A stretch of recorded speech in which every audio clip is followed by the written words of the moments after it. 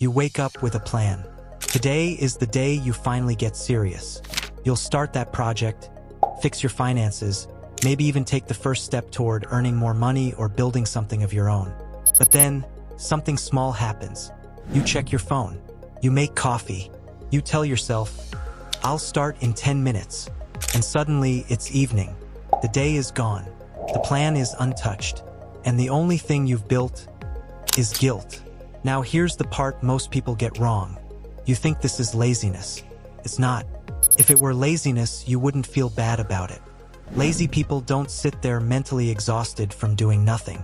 They don't carry that quiet anxiety in their chest, knowing they're capable of more. What you're experiencing is something far more precise. And once you understand it, you can actually fix it. Let's break something down. Your brain has two systems constantly negotiating with each other. One is the rational system, the part of you that plans, sets goals, and thinks long-term. This is the version of you that wants to save money, build skills, and create a better future. The other is the emotional system, the part that prioritizes comfort, safety, and immediate relief. Now here's the problem.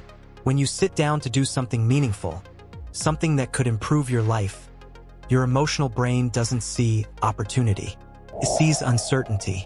It sees risk. It sees potential failure. And to your brain, failure isn't just an inconvenience. It feels like a threat. So what does it do? Protects you, not by helping you succeed, but by helping you avoid discomfort. That's why procrastination feels so strange. You're not choosing to waste time. You're choosing to escape a feeling. Think about the last thing you avoided. Maybe it was starting a side hustle. Maybe it was learning a new skill. Maybe it was even something simple like replying to an important email. Now ask yourself honestly, what did that task feel like? Heavy? Overwhelming? Unclear? That feeling right there is the real reason you didn't start. Not laziness. Emotional resistance. Here's where it gets even more interesting. Your brain doesn't just avoid discomfort. It replaces it with something easier. Scrolling, watching videos, organizing things that don't matter, even researching endlessly without taking action. These activities feel productive, but they're actually just safe distractions. They give you a small dopamine reward without any real risk.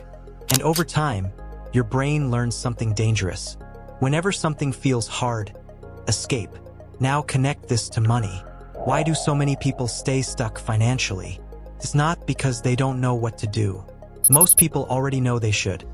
Learn new skills, increase their income, invest or save smarter, take calculated risks, but those actions come with uncertainty. And uncertainty triggers that same emotional resistance. So instead, people delay. They wait for the perfect time. They tell themselves they'll start next week. They consume content instead of creating results. And years pass, not because they're lazy, but because their brain has been quietly protecting them from discomfort the entire time. Let me give you a simple example. Imagine two people. Both want to earn more money. Person A says, I'll start freelancing online. Person B says, I'll just scroll a bit and relax today. Now from the outside, it looks like person A is disciplined and person B is lazy. But internally, something else is happening. Person A feels discomfort, uncertainty, maybe even fear, but moves forward anyway. Person B feels that same discomfort and escapes it. That's it. That's the difference. Not intelligence, not talent, not even motivation, just the ability to sit with discomfort long enough to act. Here's the uncomfortable truth most people don't want to hear. Procrastination is not a time problem. It's an emotional regulation problem. You're not bad at managing your schedule. You're struggling to manage how things feel. And until you address that, no productivity hack, no planner, no morning routine is going to fix it. Because the moment something feels hard again, you'll avoid it again. But this is actually good news, because it means you don't need to become a completely different person. You don't need superhuman discipline. You just need to understand how your brain works and learn how to work with it instead of against it. And once you do that, procrastination stops being this mysterious force controlling your life. It becomes something predictable. something manageable, something you can slowly and realistically overcome. So now you understand something most people never fully grasp. You don't procrastinate because you're lazy. You procrastinate because your brain is trying to protect you from discomfort, which leads to the only question that actually matters. How do you move forward when everything in you wants to avoid it? Not with motivation, not with willpower, because both of those are unreliable. Instead, you change the way your brain experiences the task. Let's start with the first shift. Make the task smaller than your resistance. Most people sit down and think, I need to finish this entire thing. Your brain hears that and immediately pushes back. Too big, too unclear, too uncomfortable. So instead of saying, I'm going to build a side income, you say, I'm going to work on this for 10 minutes. That's it. Not an hour. Not a perfect outcome. Just 10 minutes. Because your brain doesn't resist small commitments. And here's what usually happens. Once you start, the resistance drops. Momentum kicks in. And those 10 minutes turn into 30. Sometimes more. But the key isn't forcing momentum. It's making starting feel safe. The second shift is even more important. Stop waiting to feel ready. This one quietly ruins more progress than anything else. People believe they need clarity, confidence, or the right mood before they begin. But those things don't come first. They come after action. Confidence is not the requirement. It's the byproduct. Think about it, no one feels confident doing something they've never done before. The people who move forward aren't fearless. They're just willing to act while feeling uncertain. Now let's talk about something deeper. Your identity. Because whether you realize it or not, your brain is constantly trying to stay consistent with how you see yourself. If you see yourself as someone who always procrastinates, your actions will follow that pattern. Not because it's true, but because your brain wants to stay aligned with that belief. So instead of trying to force massive change overnight, you shift your identity in small, believable ways. Not, I'm extremely disciplined now. That won't stick.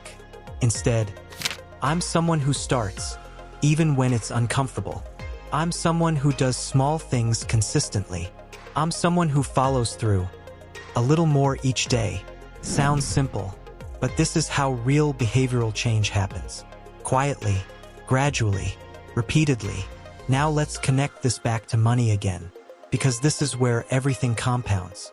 The difference between someone who stays stuck financially and someone who slowly builds freedom is rarely knowledge. It's execution. One person delays action for months, sometimes years. The other takes small, imperfect steps consistently. They learn one skill. They try one opportunity. They improve slightly each time. And over time, that gap becomes massive. Not because one person worked harder every day, but because one person started more often. Here's another practical shift that changes everything. Remove unnecessary friction. If starting feels difficult, your environment is probably working against you. If you want to work on something important, make it visible, make it accessible, make it easy to begin, for example. Instead of telling yourself, I'll learn later, open the document. Prepare the workspace. Set things up so the next step is obvious. Because the harder it is to start, the more likely you are to avoid it. And the easier it is to start, the less your brain resists. Now, one more thing most people ignore: forgiveness. Not in a soft, comforting way, in a strategic way. Because when you procrastinate, and you will sometimes, most people respond with self-criticism. I wasted the day. I'm so undisciplined. I'll never fix this. And that spiral, it doesn't motivate you. It makes the next attempt even harder. Instead, you treat it like data. No emotion, no judgment. What made this feel difficult? How can I make it easier next time? That's how you improve without getting stuck in the cycle. At this point, the pattern should be clear. You don't beat procrastination by becoming someone else. You beat it by reducing emotional resistance, lowering the barrier to start, acting before you feel ready, repeating small wins consistently, and over time, something shifts. You stop seeing action as something painful. You start seeing it as normal. And that's when things change. Not overnight, but permanently. Because once you learn how to move despite discomfort, you unlock something most people never do: consistency. And consistency, especially when it comes to money, skills, and opportunities, is what quietly builds results that look impressive from the outside. So the next time you catch yourself delaying something important, don't label yourself as lazy. Pause and ask a better question. What am I trying to avoid feeling right now? Then make the next step smaller. Start anyway, and let action do what overthinking never will.